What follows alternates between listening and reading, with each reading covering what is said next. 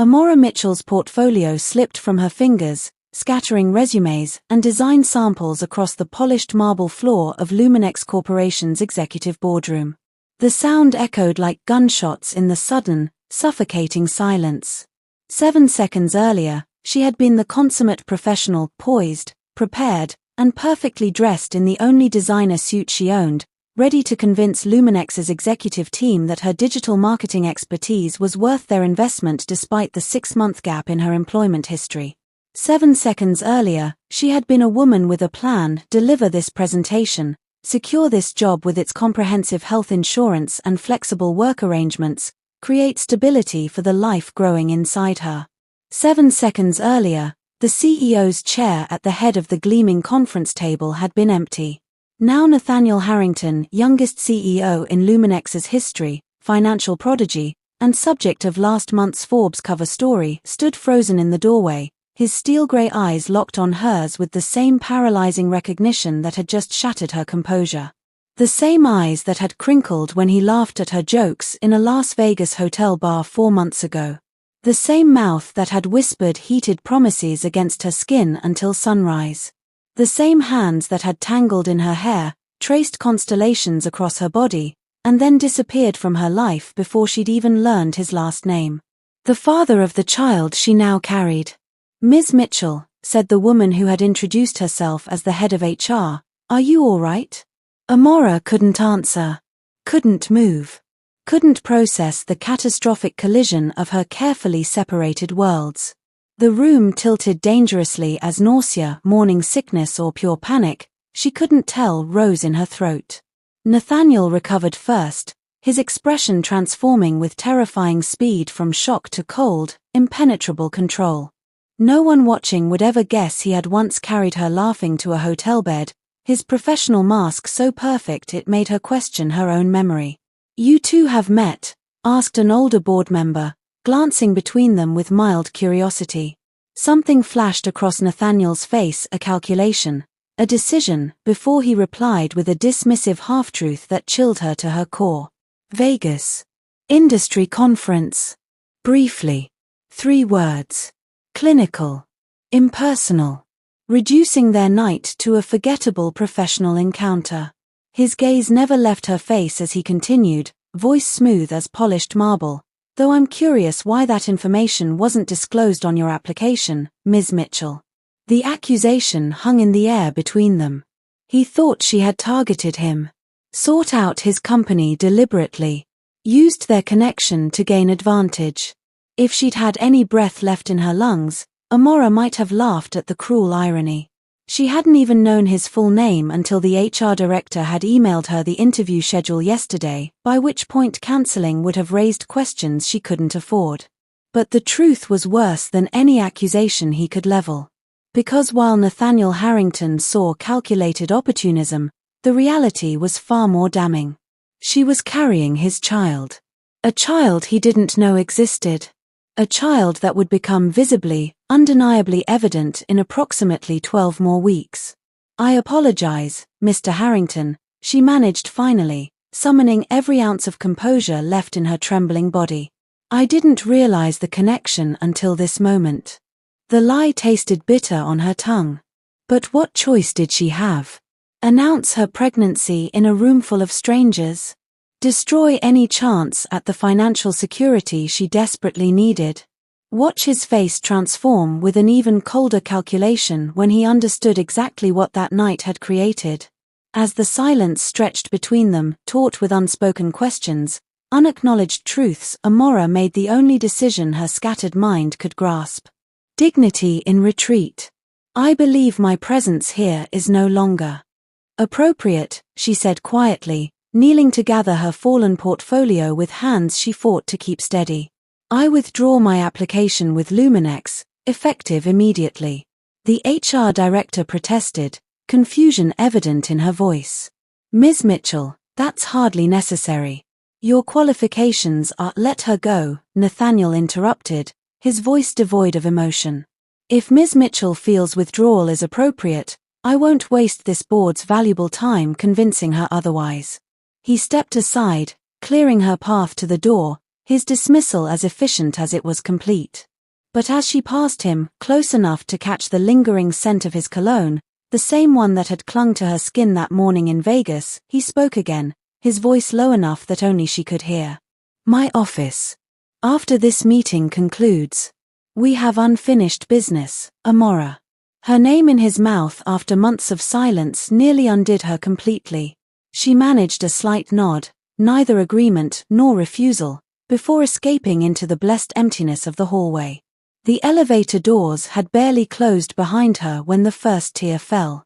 By the time she reached the lobby bathroom, silent sobs racked her body, her hand pressed protectively against the small but undeniable curve of her abdomen. "It's okay," she whispered to her unborn child, to herself, to the universe that seemed determined to test every limit of her resilience. "We'll figure this out. We always do." But as she splashed cold water on her face and stared at her reflection in the unforgiving corporate bathroom mirror, Amora Mitchell knew with absolute certainty that nothing about this situation would ever be okay again. Because Nathaniel Harrington wasn't just the stranger from Vegas anymore. He wasn't just the unexpected father of her child. He was now the most dangerous thing of all, a powerful man with questions she couldn't answer and the resources to uncover every secret she was desperately trying to protect. Including the one growing inside her. Oh my goodness, friends. I'm absolutely living for your reactions right now. Is anyone else's heart racing after that boardroom confrontation? Drop a red love emoji in the comments if you're already Team Amora or a white love emoji if you're curious about ice-cold Nathaniel. I need to know where your loyalties lie. And if you're watching from somewhere fabulous, let me know where so I can imagine you gasping alongside me. Hit that subscribe button faster than Amora dropped her portfolio. I promise the next part reveals secrets that will leave you speechless. Amora remained in the lobby bathroom for exactly 17 minutes, long enough to repair her makeup, steady her breathing, and construct a plan that felt marginally less catastrophic than the alternatives. She would meet with Nathaniel. Explain that she hadn't known he owned Luminex. Maintain her dignity. And then walk away before he could ask the questions that would unravel everything. What she would not do, tell him about the baby. Not in a corporate office. Not when shock and anger would inevitably color his reaction. Not when power and wealth gave him weapons she couldn't hope to counter. Not when the memory of her own childhood, shuttled between parents who viewed her as an obligation rather than a blessing, remained so vivid. Outside the bathroom, Luminex's gleaming lobby bustled with purpose. Well-dressed employees strode across marble floors, security badges swinging from designer lanyards, carrying lattes that probably cost more than the bus fare Amora had scraped together for this interview. She checked her phone. The board meeting was scheduled for 90 minutes. She had time to leave, to disappear, to avoid the conversation entirely. But running had never been Amora's way, not even when it would be easier. Not when she'd discovered her marketing agency was embezzling client funds and she'd blown the whistle despite knowing it would blacklist her in the industry. Not when she'd learned of her pregnancy and faced the terrifying prospect of single motherhood rather than search for a man who clearly hadn't wanted to be found. The elevator doors opened, disgorging a group of executives engaged in animated conversation. Amora recognized Nathaniel immediately among them, not just from their night together, but from how the others oriented around him like planets circling a sun. His presence altered the gravitational field of the room. He saw her instantly, his conversation never faltering even as his eyes locked on hers across the lobby. With the slightest tilt of his head, he excused himself from the group and approached her with the controlled confidence of someone who had never questioned his place in the world. "My office," he said simply. "Not a request." She followed him into a private elevator that required his fingerprint to activate. Neither spoke as they ascended to the top floor, the silence charged with unasked questions and unspoken accusations. Standing this close, Amora could detect the tension in his shoulders, the tightness around his mouth, the only indicators that the unflappable CEO was anything less than perfectly composed. His office suite occupied the northeast corner of the building, wall-to-wall windows showcasing a panoramic view of the city. A sleek desk, minimalist furnishings, and precisely arranged awards created an environment as controlled as the man himself. "Sit," he instructed, gesturing to one of two leather chairs positioned across from his desk. "I prefer to stand," Amora replied, the small rebellion necessary for her self-respect. Something flickered across his features, annoyance or perhaps grudging respect, before he crossed to a sideboard and poured water from a crystal decanter into 2 glasses. "Still no alcohol?" he asked, the seemingly casual question loaded with significance. Amora's heart stuttered. Did he know? Had he somehow guessed her condition? "I have to drive," she answered carefully, accepting the water to occupy her shaking hands. Nathaniel studied her with the evaluative precision that had presumably helped him acquire his fortune before age 30. He'd discarded his suit jacket, and the crisp white shirt emphasized shoulders she remembered digging her fingers into, arms that had held her with surprising gentleness afterward. "Let's dispense with the pretense," he said finally, leaning against his desk rather than retreating behind it. "You knew exactly who I was when you applied to Luminex." The accusation stung precisely because it was false. "Actually, I didn't," Amora countered, anger providing the backbone her anxiety threatened to dissolve. "Your company's recruitment materials refer to you as N.D. Harrington. The interview confirmation I received yesterday was the first time I saw your full name, and by then, cancelling would have raised questions I couldn't afford." He arched a skeptical eyebrow. "You expect me to believe that in 4 months, you never once Googled Nathaniel Vegas or something similar to identify the man you spent the night with?" Heat crept into Amora's cheeks. The truth was simultaneously more and less damning than he imagined. "You introduced yourself as Nate," she said quietly. "No last name. And I wasn't looking to find you afterward." This visibly surprised him. "Why not?" A humorless laugh escaped her. "Because one-night stands are supposed to stay that way. Because you clearly wanted anonymity. Because," she stopped herself before revealing too much. "It doesn't matter. I'm withdrawing my application. You'll never have to see me again after today. That's not an option." The flat certainty in his voice sent a chill through her. "Excuse me?" Nathaniel pushed away from the desk, closing the distance between them with deliberate steps. "Your qualifications are precisely what our digital marketing division needs. Your portfolio demonstrates innovation that outpaces competitors twice your experience level. And your references, the ones that didn't blacklist you for whistleblowing, describe you as principled to the point of professional self-sabotage." He knew about the whistleblowing. Had researched her thoroughly. The realization did nothing to calm her racing heart. "So this is a job offer?" she asked, disbelief coloring her tone. "Conditional on complete honesty about your motivations for applying to Luminex," he replied, standing close enough now that she could see the flecks of blue in his grey eyes. "And assurance that our previous encounter will remain private." The implication was clear. He thought she might blackmail him, might threaten to expose their night together unless he hired her. The misconception was so far from reality that Amora nearly laughed. "I have no interest in leveraging our past," she said coldly. "Or in working for someone who believes I would." Something shifted in his expression, a reassessment, perhaps, or recognition of a miscalculation. "Then why Luminex? Why now?" The simple question threatened to unravel everything. Because the answer was painfully straightforward. Luminex offered the best maternal benefits package in the industry. Flexible hours. Comprehensive healthcare. On-site childcare for employees. Everything a single mother with a high-risk pregnancy and dwindling savings needed desperately. But that truth would lead inevitably to the one she wasn't prepared to share. Market-competitive salary. Growth potential. And a company culture that supposedly valued integrity. She answered instead, the partial truth bitter on her tongue. "Clearly I was misinformed about the last part." Nathaniel's jaw tightened. "I built this company's reputation on integrity. And yet your first assumption was that I targeted you. That I'd use our night together for professional gain." She set down her water glass with deliberate control. Thank you for clarifying exactly what kind of man you really are, Mr. Harrington. She turned to leave, dignity intact if nothing else, when his next words froze her in place. You disappeared. The accusation carried an unexpected undertone of hurt. Surely not. Amora turned back slowly. I didn't disappear. I left after you made it abundantly clear the night was over.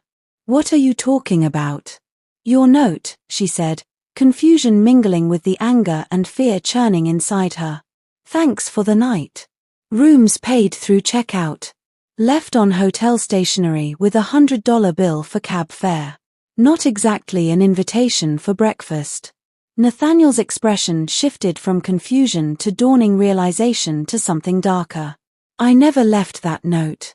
I found it on the pillow where you should have been. After your shower? Yes, but I stepped out to take an emergency call from my COO, he said, running a hand through his precisely styled hair in a gesture that seemed unconscious. Left my phone on the nightstand so it wouldn't wake you. When I came back 15 minutes later, you were gone. Along with my business card that had been in my wallet.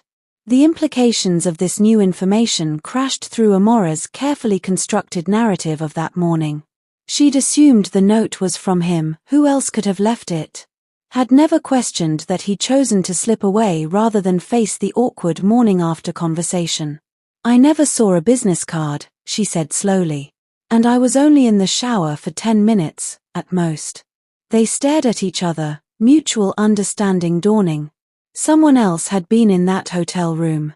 Someone who wanted to ensure they wouldn't reconnect. The Bellagio has security cameras in the hallways, Nathaniel said, already reaching for his phone. I can have my security team request. Wait, Amora interrupted, a more immediate concern overtaking the mystery. Before you make that call, I need to know, why do you care? Why does it matter now who left that note or why I disappeared? The question seemed to catch him off guard.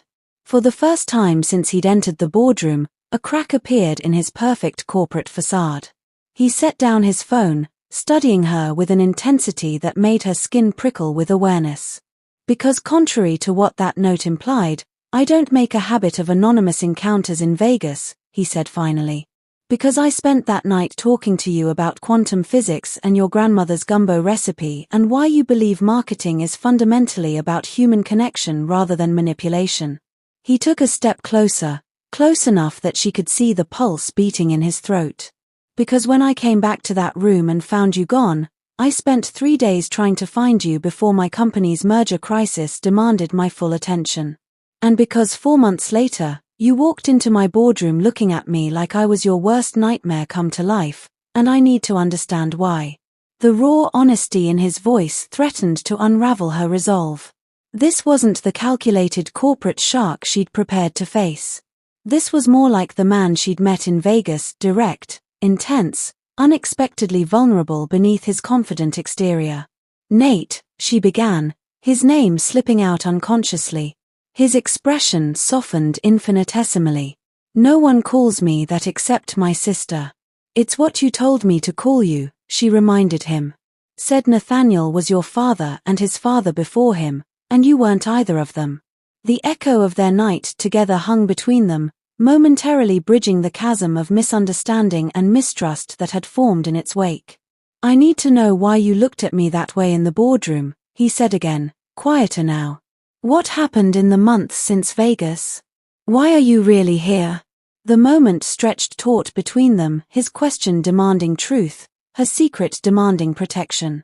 Amora looked into the eyes of the man whose child she carried and made a split-second decision that would alter 3 lives irrevocably. She stepped back, creating necessary distance. I can't do this. Not here. Not now. Then when? The question carried the weight of a man unaccustomed to delayed answers. I need time, she insisted. And space that isn't your corporate office with your employees right outside. Nathaniel studied her for a long moment, that analytical mind visibly processing variables, weighing options. Finally, he nodded once. Dinner. Tonight. Neutral territory where we can talk privately. It wasn't a request, But neither was it the command from earlier. Something closer to a negotiation between equals. "I can't tonight," she said truthfully. "I have a medical appointment." His eyes narrowed slightly at this information. "Tomorrow, then." Amora knew she should refuse, should walk away while she still could. But delaying the inevitable wouldn't make the conversation any easier. And running had never solved her problems before. "Fine. Tomorrow. Text me the details." She reached for her bag, eager to escape before her resolve crumbled completely. "I don't have your number," he pointed out. She almost laughed at the absurdity. They'd created a child together, yet lacked the most basic methods of communication. "It's in my application materials." Amora. Her name in his mouth still sent an unwelcome shiver down her spine. "Whatever it is you're not telling me, whatever happened, we can resolve it." The supreme confidence in his tone nearly undid her. How like a man of his position to believe every problem had a solution, every situation a strategic approach that would yield the desired outcome. He had no idea that some changes were irrevocable. That some truths, once spoken, could never be taken back or managed away. "Tomorrow," she repeated, unwilling to make promises she couldn't keep. He walked her to the elevator, maintaining a careful professional distance that nonetheless hummed with unresolved tension. As the doors opened, he spoke one final time. "For what it's worth, I meant what I said that night. About wishing we'd met under different circumstances." The simple statement, an echo from their last moments together in Vegas before she'd fallen asleep in his arms, threatened to crack the protective shell she'd built around her heart. She stepped into the elevator without responding, unable to trust her voice with the emotions threatening to overwhelm her. As the doors closed between them, Amora pressed her hand to her abdomen, feeling the slight curve that would soon be impossible to conceal. Tomorrow she would tell him everything. Tomorrow he would look at her with calculation rather than curiosity, seeing not the woman he'd connected with in Vegas but the complication she represented to his carefully ordered life. Tomorrow would change everything. But today, she had a doctor's appointment to keep. An ultrasound that would show her their child's face for the first time. A private moment to prepare herself for the storm that would follow when Nathaniel Harrington, CEO, billionaire, and unwitting father, discovered exactly what their night in Vegas had created. In the silent elevator descending toward the lobby, Amora closed her eyes and made a promise to the life growing inside her. "No matter what happens with your father, no matter what choices he makes, you will always be loved. You will always be wanted. You will never be an obligation or an afterthought." She would make certain of it, even if it meant walking away from the man who had begun to feel dangerously like a second chance she'd never expected to find. "Oh my God, you guys." Face screaming in fear, "I'm literally on the edge of my seat waiting to see what happens at this dinner. Will Nathaniel freak out or step up when he learns about the baby?" And WHO left that mysterious note in Vegas. Detective ## if your team tell him everything, drop a good in the comments. Or if you think Amora should protect her heart with a broken heart. I'm reading every comment and dying to know where you're watching from. Hit that subscribe button faster than Amora's heart was racing in that elevator. What happened next reveals secrets that will have you gasping out loud. Trust me, you do not want to miss what happens at that ultrasound appointment. The ultrasound technician's voice seemed to come from a great distance. "Would you like to know the gender, Ms. Mitchell?" Amora couldn't speak. Couldn't tear her eyes away from the monitor where her child, no longer an abstract concept but a perfectly formed tiny human, moved with surprising grace inside her. Tiny hands opening and closing. The distinctive profile of a nose that somehow already resembled its father's. A heart beating with determined, rapid pulses that filled the examination room. "Ms. Mitchell," the technician prompted again. "Yes," Amora whispered, tears tracking silently down her temples and into her hair. "Yes, I want to know." The technician smiled, adjusting the wand slightly. "You're having a little boy. And he looks perfect, measurements right on target for 24 weeks, strong heartbeat, excellent activity level. A boy. Nathaniel's son." The reality crashed through her with seismic force. Is there someone you'd like me to call to share the news with? The technician asked, misreading Amora's tears as a desire for shared joy rather than private overwhelm. No. Thank you. Amora wiped her cheeks, embarrassment heating her face. It's just me. The technician's expression softened with practiced neutrality that couldn't quite mask her pity. I'll print some images for you to take home. Alone in the dimly lit room, Amora stared at the miraculous image on the screen, the child she would meet in approximately 16 more weeks. The life she was solely responsible for protecting and nurturing. The incontrovertible evidence of a night she had tried to forget but would now shape the rest of her existence. Tomorrow she would tell Nathaniel. Tomorrow everything would change again. But today belonged to her and her son. This perfect, private moment before the world complicated everything with its demands and judgments and expectations. Hello, little one, she whispered, resting her palm on the curve of her abdomen. I'm your mom. And I promise I'm going to figure this out.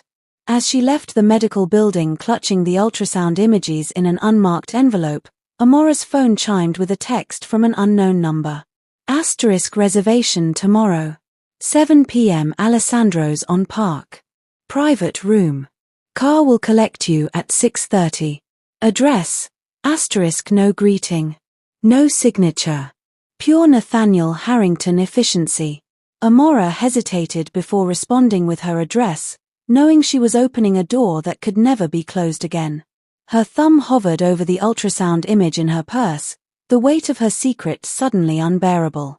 She almost told him then, almost typed the words that would forever alter their trajectories. But some truths deserved more than a text message. Some revelations required looking into another person's eyes to ensure the humanity of the moment wasn't lost in digital translation.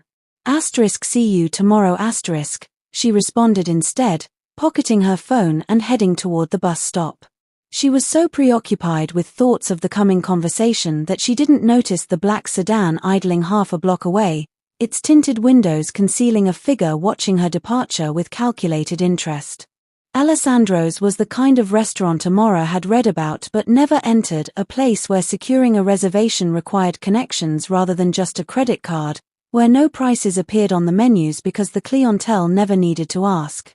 The private dining room where the hostess led her contained a single table, intimate lighting, and windows overlooking the city's glittering skyline. Nathaniel already waited, rising as she entered.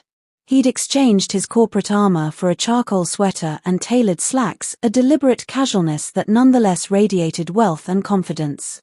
You look beautiful, he said simply. The unexpected compliment caught her off guard. She'd agonized over her appearance, finally settling on a navy wrap dress that camouflaged her changing body without appearing overtly concealing. Thank you for agreeing to meet, he continued when she didn't immediately respond. I took the liberty of ordering a selection of appetizers. The chef here is exceptional.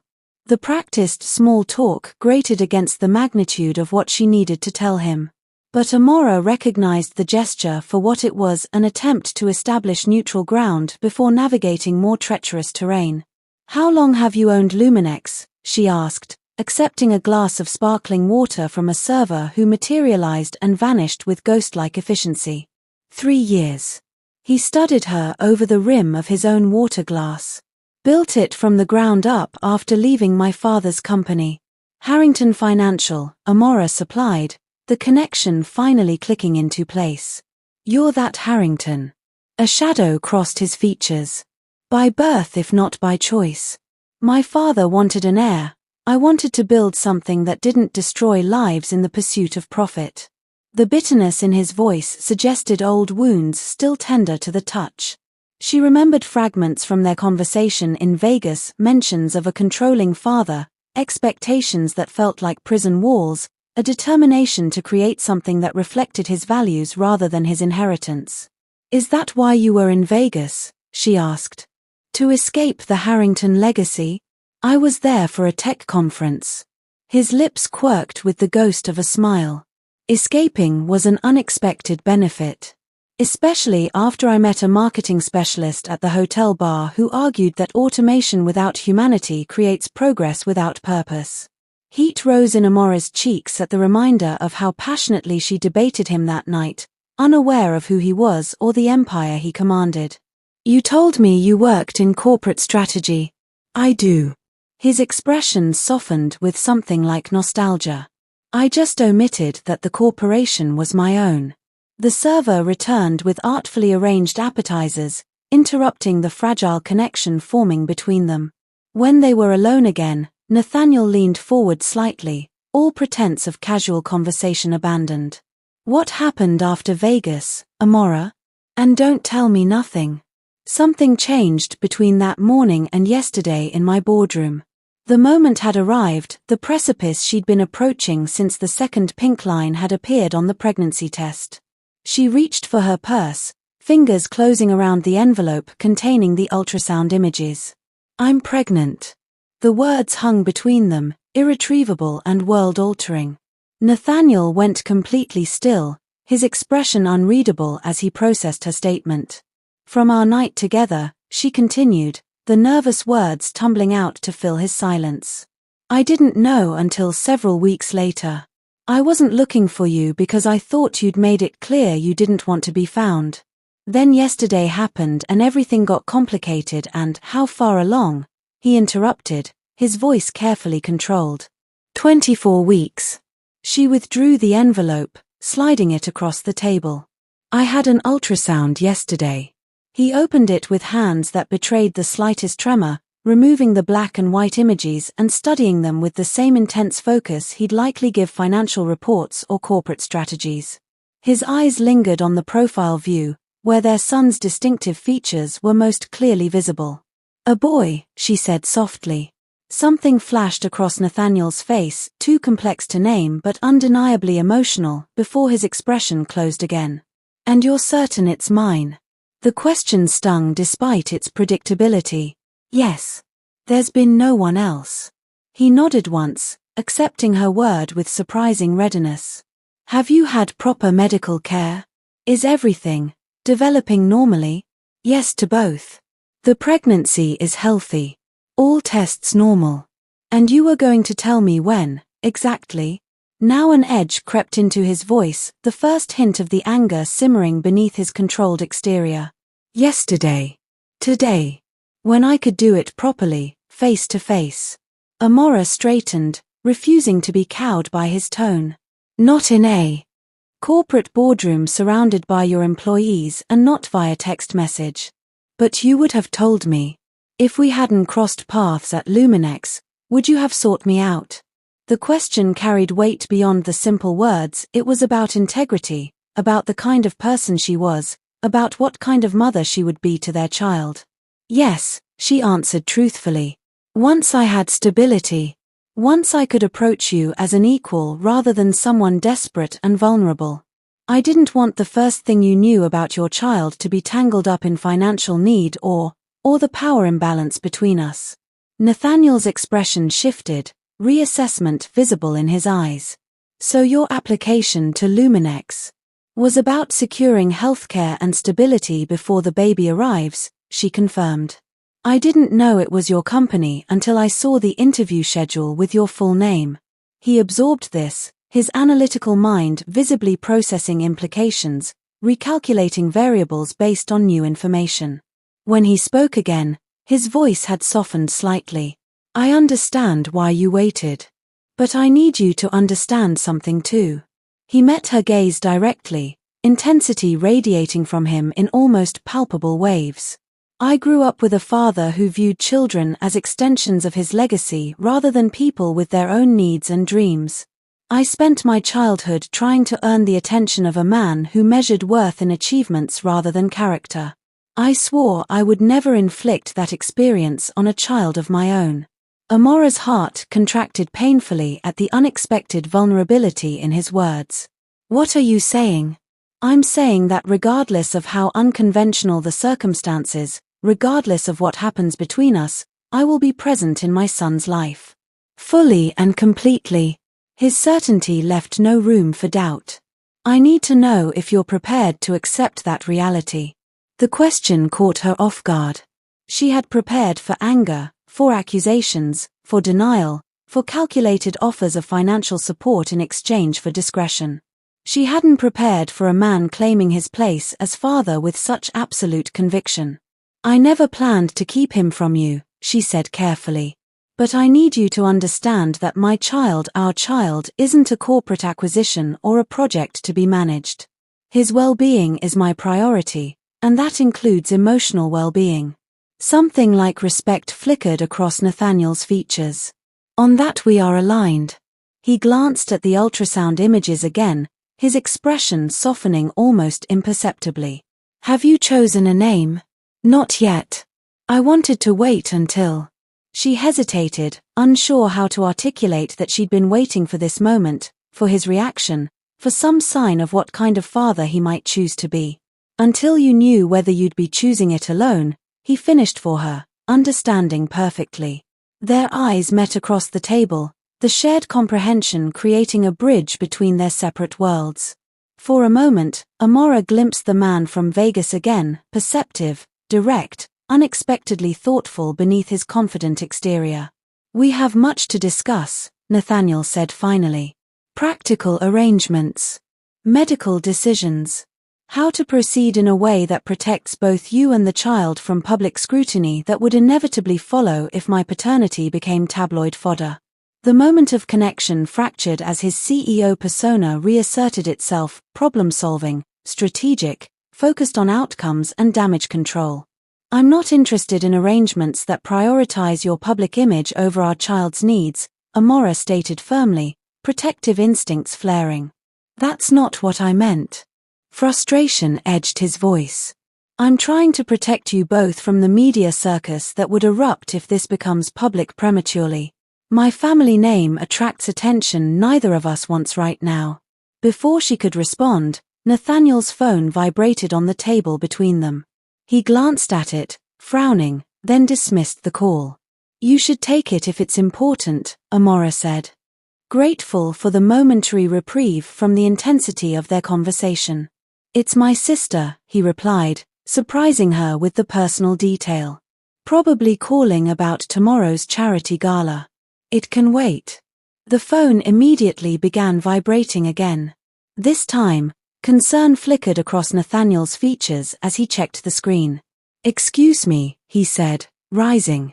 Cassie never calls twice unless it's urgent.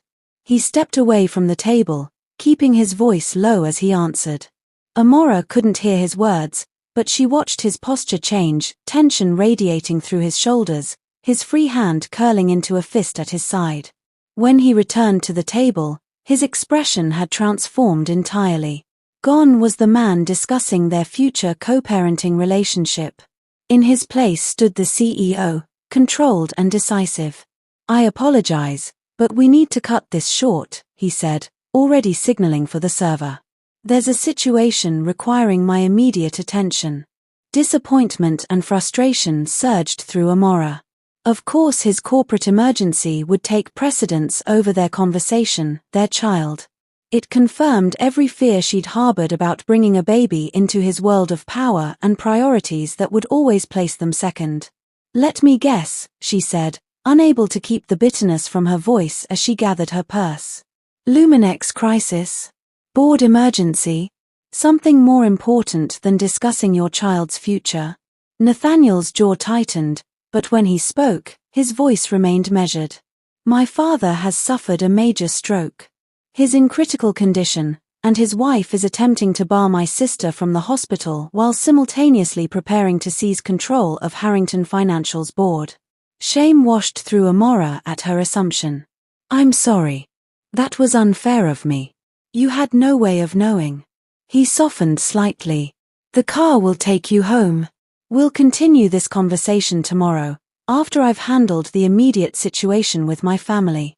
As they left the restaurant together, Nathaniel surprised her by placing a gentle hand at the small of her back, a protective gesture that felt simultaneously intimate and respectful of boundaries. At the curb, his driver held the car door as Nathaniel turned to her once more. For what it's worth, he said quietly, Learning about our child was not the crisis you seem to have expected me to perceive it as. Unexpected, yes. Complicated, certainly. But not unwelcome. The simple statement, so at odds with the reaction she had anticipated, threatened to unravel the careful emotional distance she had maintained. Before she could respond, his attention was drawn by something over her shoulder, his expression hardening instantly. "Get in the car," he ordered, his tone brooking no argument as he positioned himself between her and whatever he had seen. "Now, Amora." The abrupt shift startled her. "What's wrong?" "Someone's been following you," he said, voice low and urgent. "Black sedan, tinted windows. It was outside your medical building yesterday and it's across the street now. Get in the car while I handle this." Fear sliced through her. "How do you know it was outside my doctor's office?" Nathaniel's expression shifted with the realization of what he'd revealed.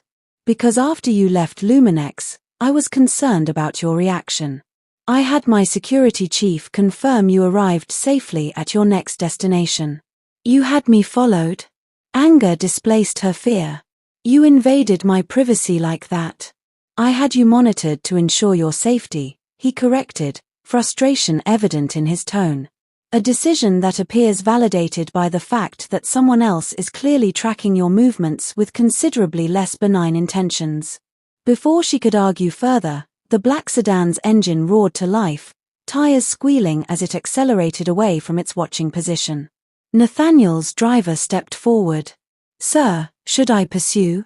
"No. Priority is getting Ms. Mitchell home safely. Alert Jenkins to track the vehicle through traffic cameras." Nathaniel turned. Back to Amora, urgency evident in his expression. "Please. Get in the car. We can argue about my overprotective tendencies after I'm certain you're safe." The genuine concern in his voice gave her pause. Whatever his flaws, whatever complications lay between them, his protective instinct appeared sincere. "Fine," she conceded, sliding into the vehicle's leather interior. "But this conversation isn't over." "I'd be disappointed if it was," he replied, the ghost of a smile touching his lips before he closed the door and spoke rapidly to his driver. Through the tinted window, Amora watched him make a call, his expression grim as he gestured toward where the sedan had disappeared.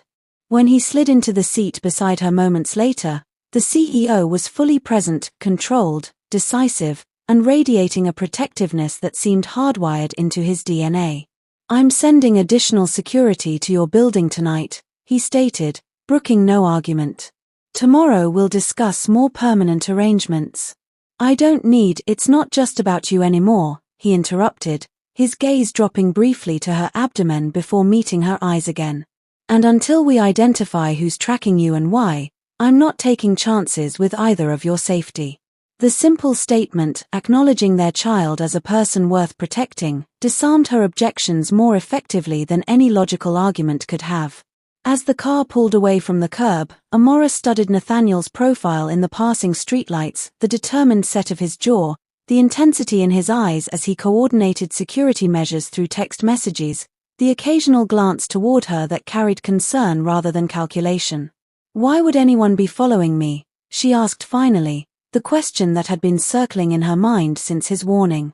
Nathaniel's expression darkened. "I have theories. None of them pleasant." He hesitated, clearly weighing how much to share. "My father has enemies. Many of them. People who would use any vulnerability against the Harrington name. And a secret child would qualify as a vulnerability," she concluded, the implications sending a chill through her. "Yes. But there's another possibility." His voice dropped lower, tension evident in every line of his body. "The note in Vegas. The missing business card. Someone deliberately separated us that morning. Someone who didn't want us to reconnect." The memory of that mysterious interference took on more sinister dimensions in light of recent events. Who would benefit from keeping us apart? That's what I intend to find out. His certainty left no room for doubt. Starting with who accessed my hotel room that morning. As they approached her apartment building, modest but well-maintained in a gentrifying neighborhood, Nathaniel's phone chimed with an incoming message. Whatever it contained caused his expression to shift from concern to something closer to alarm. "Change of plans," he said, his voice clipped as he texted a response. "We're not stopping. The security team I sent ahead reports signs of forced entry at your apartment." Fear gripped Amora with icy fingers. Someone broke in? Why? What could they possibly want? That's what we're going to find out. He reached across the seat, taking her hand in a gesture that seemed instinctive rather than calculated. "But not by placing you or our child in potential danger. I'm taking you somewhere secure until we assess the situation." The words "our child" in his mouth, spoken with such natural possession, sent a complex wave of emotion through her. Part of her wanted to resist his high-handed protection, to assert her independence in the face of his wealth and power. But a deeper instinct, the same one that had led her to place her hand protectively over her abdomen countless times in recent months, recognized the wisdom in his caution. "Where?" she asked finally, tacit acceptance in the simple question. "My residence. Highest security in the city. No access without biometric verification." His thumb traced an unconscious pattern against her palm, the gesture oddly soothing despite the circumstances. "Just until we determine it's safe for you to return home." As the car changed direction, heading toward the exclusive high-rise district overlooking the park, Amora felt the careful plans she'd constructed for her future shifting beneath her feet once more. In the space of 24 hours, she had gone from independent mother-to-be to woman under protection, from carefully guarded secret to shared responsibility. And Nathaniel Harrington, the man she'd tried so hard to keep at a safe distance, was now inextricably woven into the fabric of her life and her child's future, for better or worse. "I need your word on something," she said suddenly, her fingers tightening around his. He turned to her, watchfulness in his expression. "What? Whatever happens between us, whatever complications arise, whatever threats emerge, our son comes first. Always. His well-being above your corporate interests, above your family dynamics, above everything." Nathaniel studied her with an intensity that seemed to see beyond her words to the fear and fierce protective love driving them. When he answered, his voice carried a certainty that left no room for doubt. "You have my word. On everything I've built. On everything I am." His free hand moved with careful hesitation toward her abdomen, stopping just short of contact. "May I?" The simple request, permission to touch the physical evidence of their shared future, contained more respect than any grand gesture could have conveyed. Amora nodded, guiding his hand to rest against the firm curve where their son grew. As if responding to his father's touch, the baby chose that moment to kick a strong, definitive movement against Nathaniel's palm. Surprise and wonder transformed his features, the controlled CEO momentarily replaced by a man experiencing one of life's most primal connections for the first time. "That's him," Amora said softly. "That's your son." Something shifted between them in that moment, not forgiveness for past misunderstandings or resolution of future complications, but recognition of a bond that transcended both. Whatever came next, whatever threats lurked in the shadows, whatever adjustments their separate lives would require, they were united in this, a child created between them who would forever connect their fates. As the car carried them toward Nathaniel's fortress-like residence and whatever revelations awaited there, Amora realized that the most dangerous threat to her carefully constructed independence wasn't the mysterious follower or the break-in at her apartment. It was the possibility that in Nathaniel Harrington, complicated, controlling, unexpectedly vulnerable Nathaniel, she might find not just a co-parent for her child, but the partner she'd never dared to imagine finding. And that possibility frightened her more than any external danger ever could. "Oh, my goodness." Face screaming in fear. "Baby, I am literally screaming at that ending." Did anyone else get chills when the baby kicked right as Nathaniel touched Amora's belly? Beating heart and WHO is following her. Could it be Nathaniel's father's wife trying to eliminate any new Harrington heirs? Or someone from Vegas with darker motives? Detective ## drop your theories in the comments with a heart emoji if you're playing detective. I'm absolutely dying to know where you're watching from and which scene made you gasp the loudest. If this story touched your heart, smash that subscribe button like Nathaniel smashes corporate competition. I promise to bring you more emotional roller coasters that will keep you up all night reading. Dawn broke over the city, painting Nathaniel's penthouse in gold and amber. Amora stood at the floor-to-ceiling windows, one hand resting protectively on her abdomen as she watched the world awaken below. Behind her, Nathaniel's voice drifted from his home office, tense, authoritative, brokering no argument as he coordinated with his security team. 12 hours had transformed everything. The break-in at her apartment had been methodical, someone searching for something specific rather than common theft.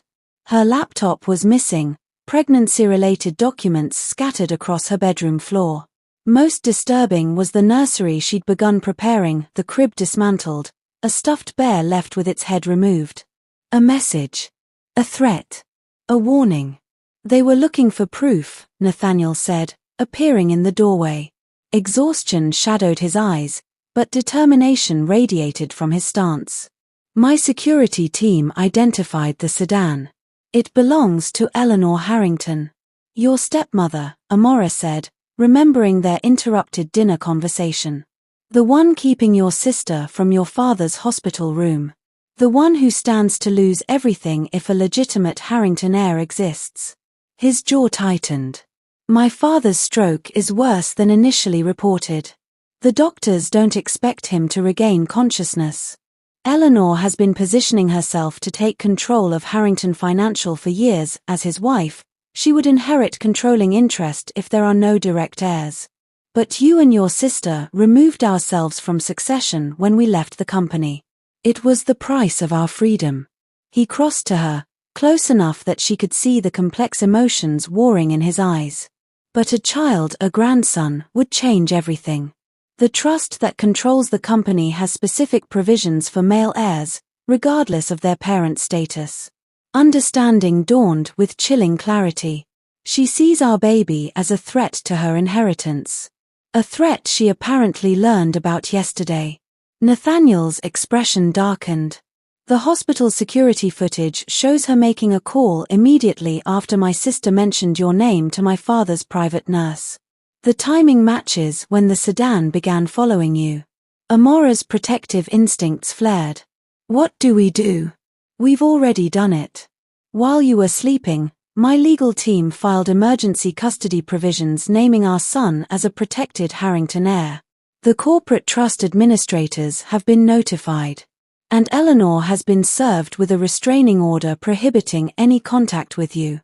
The efficient, comprehensive response should have reassured her. Instead, it highlighted the vast gulf between their worlds, his ability to mobilize legal teams and security forces overnight, to reshape reality with resources she could scarcely imagine. So that's it. Problem solved. She couldn't keep the edge from her voice. Back to our regularly scheduled lives. Nathaniel studied her, his analytical mind clearly processing the layers beneath her question. No, he said finally. Nothing about this situation is solved or regular. But the immediate threat has been contained while we figure out the rest. The rest being us. Our child. What happens next? He took a careful step closer. I spent the night thinking about what you said in the car. About our son coming first, above my corporate interests, above family complications, above everything. Something in his tone made her heart quicken. And I realized that until yesterday, I've defined myself primarily through what I was running from. My father's legacy. The Harrington name. The expectations that came with both. His gaze held hers with unwavering intensity. Now I have something, someone, to run toward instead. The simple shift in perspective, from negative to positive motivation, struck Amora with unexpected force. Wasn't that precisely what she'd been doing too? Defining herself through independence from systems that had failed her, through resistance to vulnerability that might lead to pain? I'm not suggesting we rush into something neither of us is ready for, Nathaniel continued. But I am proposing a partnership beyond co-parenting, beyond practical arrangements. A chance to discover if what we felt in Vegas was just one night or the beginning of something worth building. Before she could respond, the baby kicked forcefully, as if weighing in on his father's proposal. A small smile touched her lips as she guided Nathaniel's hand to the spot. "He's very active in the mornings," she said softly. "Like his father," Nathaniel replied, wonder evident in his expression as he felt the movement. "Up with the markets." The moment stretched between them, intimate, unguarded, filled with possibility. Amora studied the man before her, seeing beyond the billionaire CEO to the person beneath, complicated, flawed, capable of both ruthless efficiency and surprising tenderness. "I can't promise everything will work between us," she said finally. "We barely know each other. Our worlds are completely different. And I won't sacrifice my independence or our child's well-being for convenience or tradition." "I'm not asking for promises," Nathaniel replied. "Just possibility. A chance to try something neither of us expected to find." Amora thought of the winding path that had led them here, from an impulsive night in Vegas to a corporate boardroom, from misunderstandings to revelations, from separate futures to intertwined fates. None of it planned. All of it consequential. "Okay," she said simply. "Possibility." The tension in Nathaniel's shoulders eased visibly. His hand remained on her abdomen, connected to their son's movements as dawn fully illuminated the room. "He needs a name," he said, the ordinary concern grounding their extraordinary circumstances. Amora had been considering possibilities for weeks, but now a new one occurred to her. What about Daniel? "It means God is my judge, not the opinions of others, not expectations, not even our own fears. Just truth." Something shifted in Nathaniel's expression, recognition, connection, certainty. "Daniel," he repeated, testing the name that would shape their son's identity. "It's perfect." As morning light spilled across the room, Amora realized that nothing about their situation matched the life she had carefully planned. But perhaps that was precisely the point. Some journeys couldn't be mapped in advance. Some connections defied planning. Some families formed in ways no one could anticipate. What had begun as a reckless night meant to be forgotten had become the catalyst for everything that mattered most. Not an ending, as she had initially feared, but a beginning neither of them had been seeking yet both had somehow found. In the quiet morning light, with their son moving between them and possibilities unfolding in every direction, Amora accepted the simple truth that had been waiting since that moment in the boardroom when their separate worlds had collided. Sometimes life's most profound chapters begin with the stories we never planned to write. "Oh my goodness, friends." Loudly crying face, two hearts, I'm literally in tears at that perfect ending. Did anyone else clutch their heart when they named the baby Daniel? I'm absolutely living for this unexpected love story that started with one night and ended with a family. Drop a heart emoji if you believe they're meant to be, or a star emoji if you're just happy baby Daniel will have both parents in his life. Where are you watching from? I've been reading your comments from around the world and am obsessed with this amazing community. If this story touched your heart, smash that subscribe button for more emotional rollercoasters that will leave you breathless. Which part was your favorite? The Vegas mystery? The boardroom shock? The baby kick moments? I need to know everything you're feeling right now.